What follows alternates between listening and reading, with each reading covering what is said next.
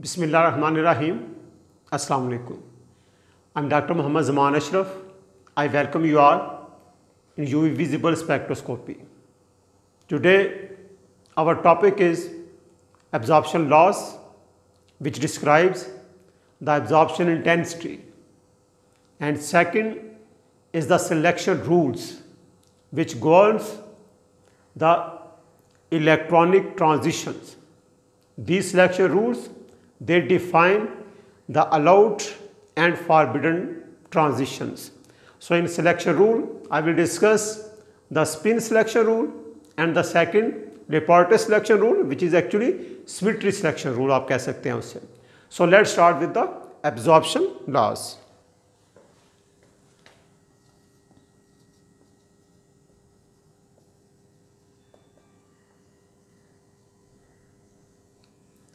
So absorption laws the first, अगर आप जो है वो लैम्बर्ट की बात करें,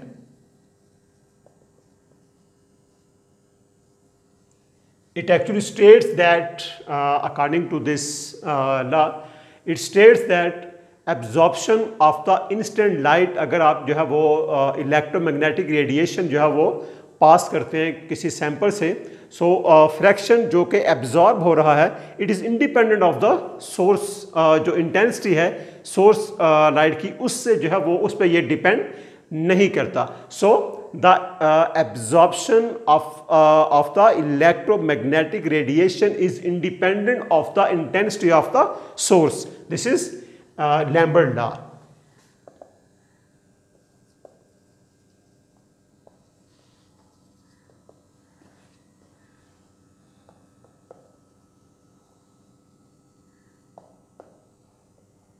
Independent of the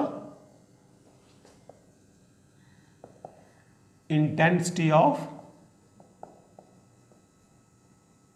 source. Second is the Beer.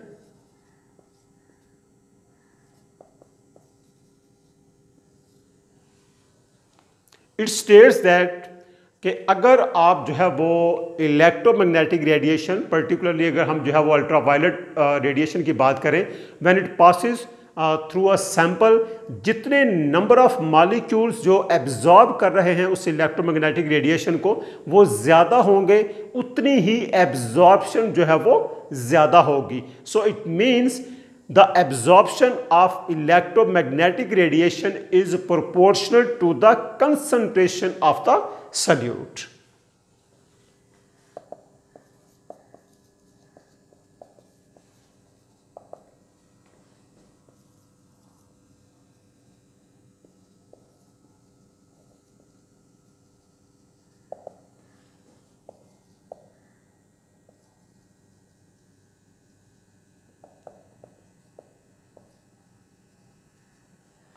So greater is the concentration of our sample, उतनी ही एब्जॉर्प्शन जो है वो ज़्यादा होगी. इसीलिए जब आप जो है वो यूवी स्पेक्ट्रम ले रहे होते हैं ऑर्गेनिक कंपाउंड्स का, तो आप बहुत डाइल्यूट सोल्यूशन जो है वो बनाते हैं टू चेक इट्स एब्जॉर्प्शन. क्यों? क्योंकि अगर आप जो है आपका सोल्यूशन जो है वो कंसनट्रेटेड होगा, तो आपकी जो एब्जॉर्प्शन है वो इतनी ज़्यादा होगी कि एब्जॉर्बिटिविटी जो है वो, जो एब्जॉर्बेंस है वो लिमिट से बाहर निकल जाएगी. इसलिए आप जो है वो नॉर्मली अगर किसी भी ऑर्गेनिक कंपाउंड का जो मॉलिक्यूलर मास है वो अगर 100 to 200 के दरमियान होगा, 150, 160, 170 और 180, then 1 milligram of that sample, उसका आप सोल्यूशन बना लेंगे. जो भी आपने जो है वो सॉल्वेंट सेलेक्ट किया है, इधर एथेनॉल है या हेक्सेन है या साइक्लोहेक्सेन है या वाटर है, कोई भी आपने सॉल्वेंट सेलेक्ट किया है, सो 1 मिलीग्राम ऑफ योर सैंपल आप उसे डिजॉल्व कर लेंगे, आपको 100 ml ऑफ योर सॉल्वेंट, और उसका आप जो है वो स्पेक्ट्रम लेंगे. ये क्राइटेरिया हम सेट करते हैं because if the number of molecules, अगर आप 2 मिलीग्राम 10 मिलीग्राम, जैसे आप कंसंट्रेशन इंक्रीज करते जाएंगे, नंबर ऑफ मॉलिक्यूल जो है वो बढ़ेंगे, एब्जॉर्बन जो है वो बहुत ज़्यादा हो जाएगी. सो दैट्स वाई अगर आप इन दोनों लॉज को जो है वो कंबाइन करें बियर लैम्बर्ट लॉ की फॉर्म में, तो हम जो है वो एब्जॉर्बेंस जो है वो ए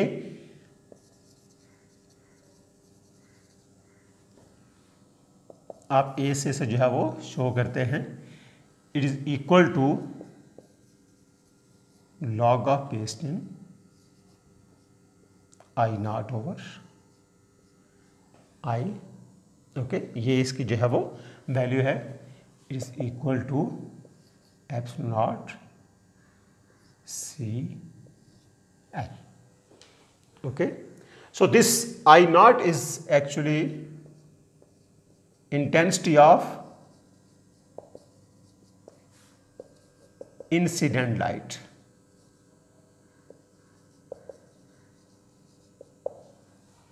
and I is the intensity of transmitted light, residual light जो आप इसे कह सकते हैं.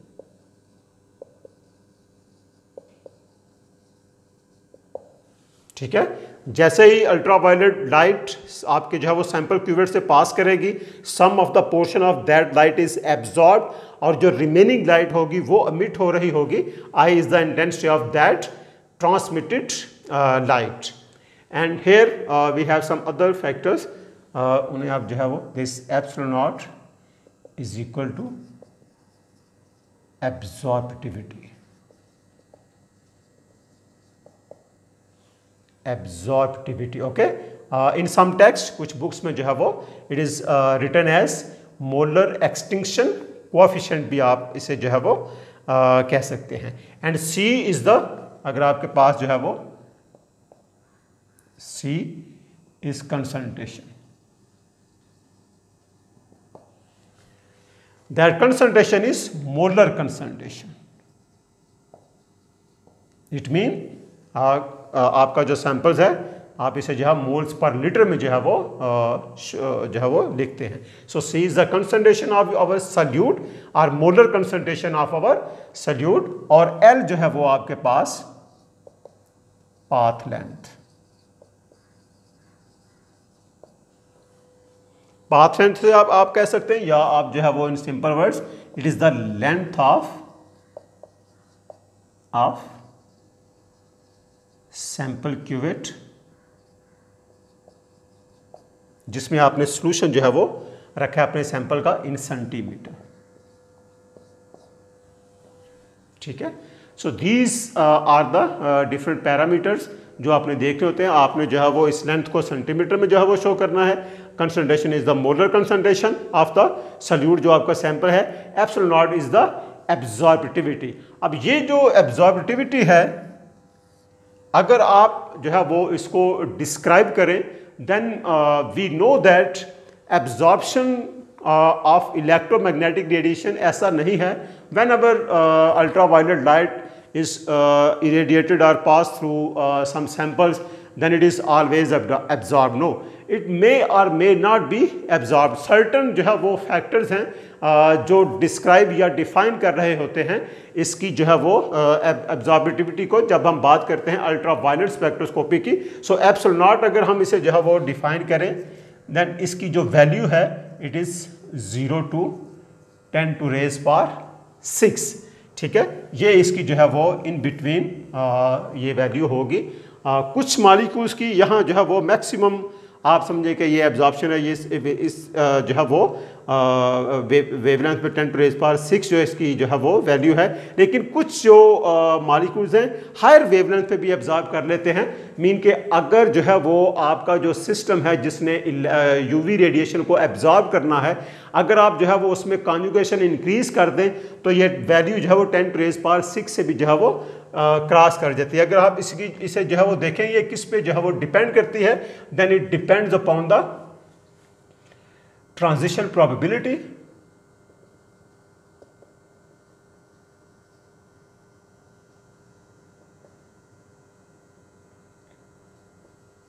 ability, and second is the size of absorbing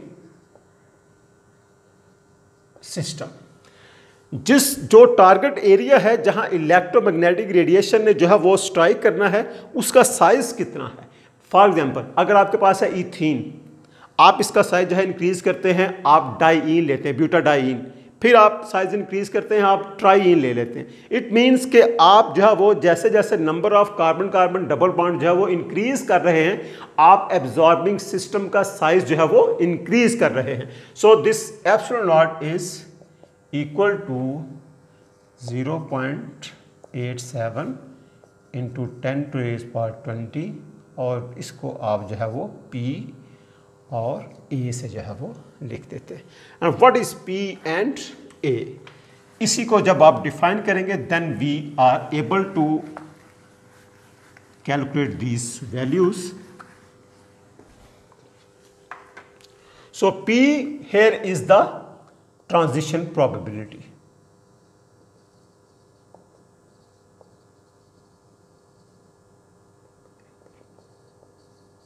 Its value is 0 to 1 and this is the A is the targeting area in the system. In short आप इसे कह सकते हैं this is size of the absorbing system और हम इसे जो है chromophore है ये। This part in our molecule is actually responsible for the absorption of ultraviolet radiation और जितना इस क्रोमोफोर का एरिया जो है वो साइज इसका जो है वो ज़्यादा होगा उतनी ही जो है वो एब्जॉर्प्शन ज़्यादा होगी और ये जो है वो टूवर्ड्स लॉन्गर वेवलेंथ की तरफ जो है वो चला जाएगा। अभी मैंने आपसे जो है वो कहा इट्स वैल्यू 0 to 10⁻⁶। अगर आप इसे जो है वो देखें इसी सिस्टम पे जो है वो एक वैल्यू अप्लाई करें। सपोज हमारे पास एक क्रोमोफोर है और उस क्रोमोफोर का जो साइज है वो है 10 एंगस्ट्रॉम। तो अगर जो है वो 10 एंगस्ट्रॉम इसके A की वैल्यू है और P जो है वो समझे प्रोबेबिलिटी इसकी जो है वो 1 है। अगर प्रोबेबिलिटी 1 होगी this is P mean probability 1। तो ये वैल्यूज अगर आप यहां पुट करेंगे देन जो एप्सिलॉन नॉट की वैल्यू आएगी इस सिस्टम के लिए जिस सिस्टम का जो है वो क्रोमोफोर का जो साइज है वो 10 एंगस्ट्रॉम है तो ये ऑलमोस्ट अबाउट 10⁻⁵ इसकी जो है वो आएगी वैल्यू। अब ये जो 0 to 10⁻⁶ वैल्यूज हैं इस बेस पे भी हम ये डिस्क्राइब करते हैं which one is allowed transition and which one is forbidden transition. मिसाल के तौर पे अगर जो है वो आपके पास एप्सिलॉन नॉट की वैल्यू जो है वो हो 0 to 10⁻³ हो या जो है वो इट इज लेस देन 10⁻⁴ हो, ये नीचे जो है वो इससे वैल्यू हो, then these transitions are known as forbidden transitions. This is for forbidden transition and if epsilon naught की जो वैल्यू है it is greater then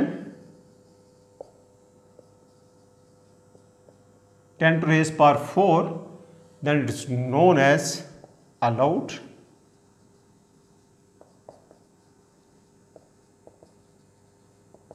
transition. Now, this is not simple to understand कि ये कैसे जो है वो ये कैलकुलेशन की हैं उस वक्त तक जब तक हमें मॉलिक्यूल के जो है वो स्ट्रक्चर का पता ना हो, उसके मॉलिक्यूलर ऑर्बिटल्स का पता ना हो, उन जो ऑर्बिटल्स पर्टिकुलरली जिन इलेक्ट्रॉन ने एक्साइट होना है आपको पता हो what is the spin quantum number of that electron और ड्यूरिंग ट्रांजिशन क्या वो स्पिन क्वांटम नंबर चेंज हो रहा है या नहीं, और फिर जो है वो आपने सिमेट्री देखनी होती है उन ऑर्बिटल्स की उस मॉलिक्यूल की जिसने जो है वो एक्साइट होना है। So before excitation and after excitation आप दोनों की सिमेट्री को जो है वो कंपेयर करते हैं, then we can easily determine the allowed and forbidden transition. In general कभी भी किसी सिस्टम की वैल्यू जो है वो एप्सिलॉन नॉट इसकी एब्जॉर्बिटिविटी की वैल्यू जो है वो लेस देन 10⁻⁴ हो या 10⁻³ हो या 0 to 10⁻³ हो, then such transitions they are forbidden transition and when its value molar its absorptivity value it is greater than 10⁻⁴, then they are allowed transition. So let's discuss the selection rules which actually describe the allowed and forbidden transitions.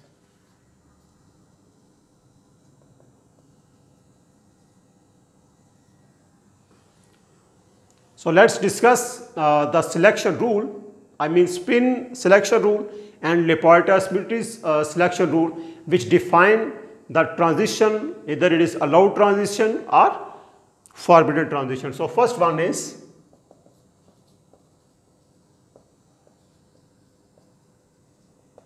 spin selection rule. So it states that all those transitions which involve the change of spin quantum number of the electron, these are forbidden transition. अगर जो है वो किसी भी transition में उस electron का spin quantum number change हो रहा है तो आप ये समझे कि वो ट्रांजिशन जो है वो फॉरबिडन होगी. On the other hand, if spin quantum number it remains same during the transition, they are known as allowed transition. मिसाल के तौर पर इनमें आप ये कह सकते हैं डेल्टा एस, इसको जो है वो जीरो होना चाहिए. मीन कि अगर आपके पास है सिंगलेट स्टेट, अगर ये सिंगलेट में जाए, या जो है वो आपके पास triplet into triplet state, these are known as allowed transition, because spin remains same during excitation of electron from singlet to singlet state. मिसाल के तौर पे अगर आप यहां लिखें, here we have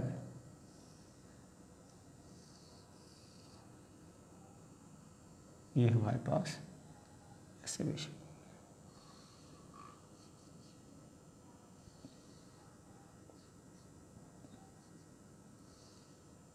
it is singlet ground state. अगर ये चेंज हो इधर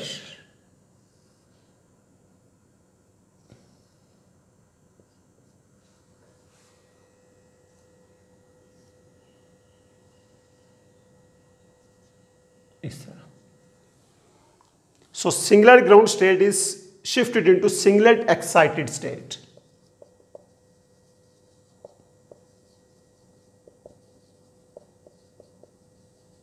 Then it is allowed transition.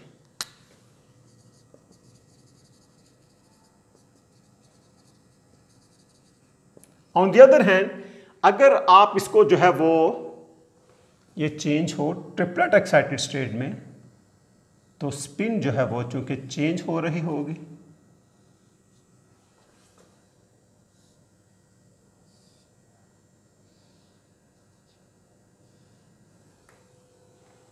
so it is triplet excited state. So it means here we have singular ground state. Singular ground state when excited into singlet state, this is known as allowed transition. अब आप यहां देखें, this is triplet excited state. This singular ground state, अगर कोई ऐसी transition है जिसमें singlet ground state triplet excited state में जो है वो शिफ्ट हो रही है, then such types of transitions they are known as forbidden transitions. तो इट मींस कि यहां जो आपके पास ये जो transition it is forbidden transition.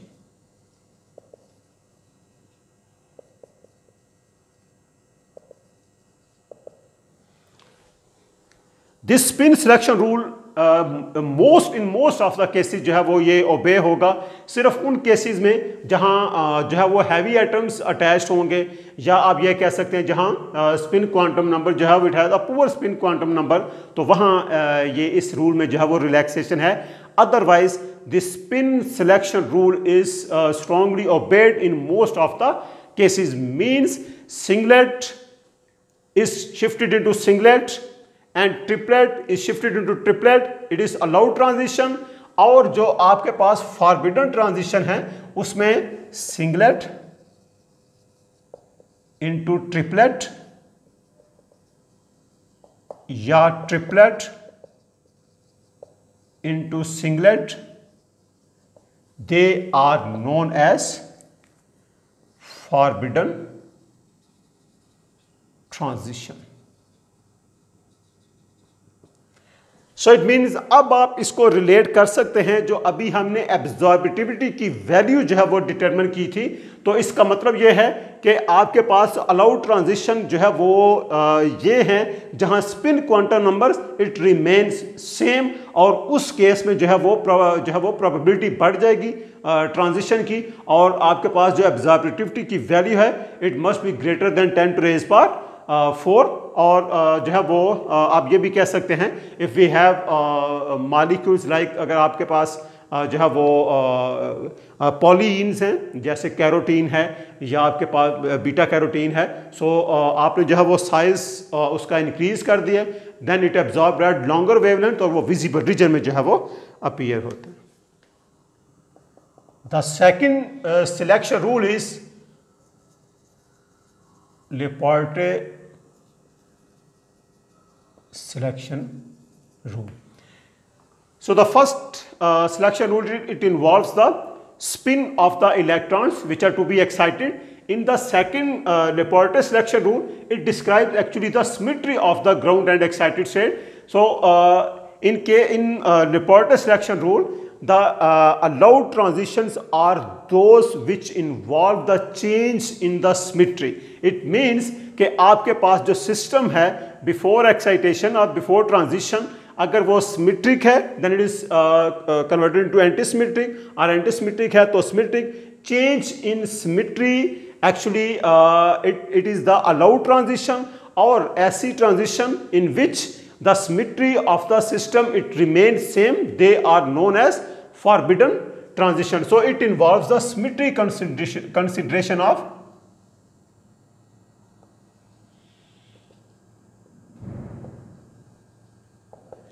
symmetry consideration of the absorbing system. So if we have, अगर आप जो है वो एक्सप्लेन करें, लेपोर्टे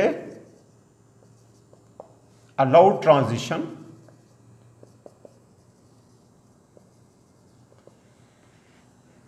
which involve G to U or U to G. So this G it actually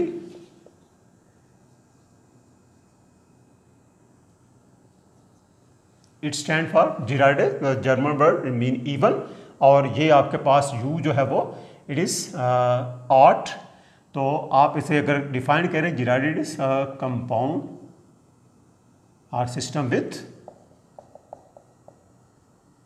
centre of symmetry. So it means कि ये जो लेपोर्टे selection rule है, यहाँ जो है वो मॉलिक्यूल्स में सेंटर ऑफ सिमेट्री जो है वो होना चाहिए. ठीक है, तब आप इसको जो है वो एक्सप्लेन कर सकेंगे. And you compound without centre of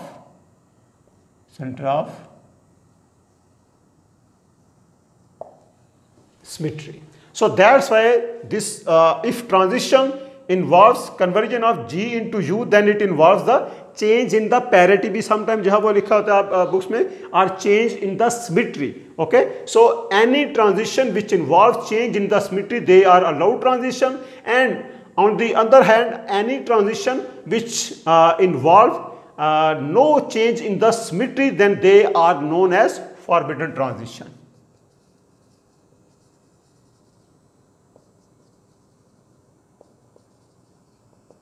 forbidden transition या ये G to G हो रही हो या U to U हो रही हो. ठीक है, तो इस केस में चूंकि जो इस सिस्टम की सिमेट्री है वही इस सिस्टम की सिमेट्री है, यहाँ भी सेंटर ऑफ सिमेट्री है, यहाँ भी सेंटर ऑफ सिमेट्री है. So it means symmetry remain same, so that's why they are forbidden transition. और यहाँ जो है वो सेंटर ऑफ सिमेट्री नहीं है और यहाँ भी सेंटर ऑफ सिमेट्री नहीं है, again symmetry remain same. So that's why such type of transition they are known as forbidden transition, and when change in symmetry occurs then they are known as allowed transition.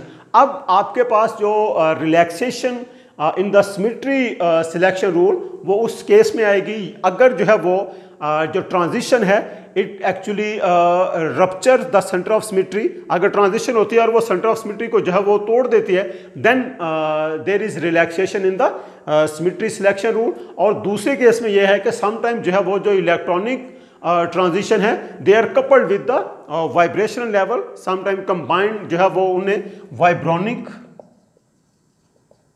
जो है वो के term से जो है वो याद लिखा जाता है। So these are these vibronic transition क्या है, they actually the coupling between the vibrational transition and electronic transition होगी तो वहां भी जो है वो सिमेट्री रूल को जो है वो रिलैक्स कर दिया जाता है। So this is all about the absorption laws, the Beer Lambert laws which explain the intensity of the absorption, and the second is the selection rule which describe the allowed and forbidden transition, and keeping in mind the change in the spin of electrons, and second is the symmetry of the absorbing system. In my upcoming lecture I will discuss the instrumentation in UV spectroscopy, the single or double beam spectrophotometers. They will be discussed in my upcoming lecture, and also I will discuss the UV visible spectrum. Thank you very much.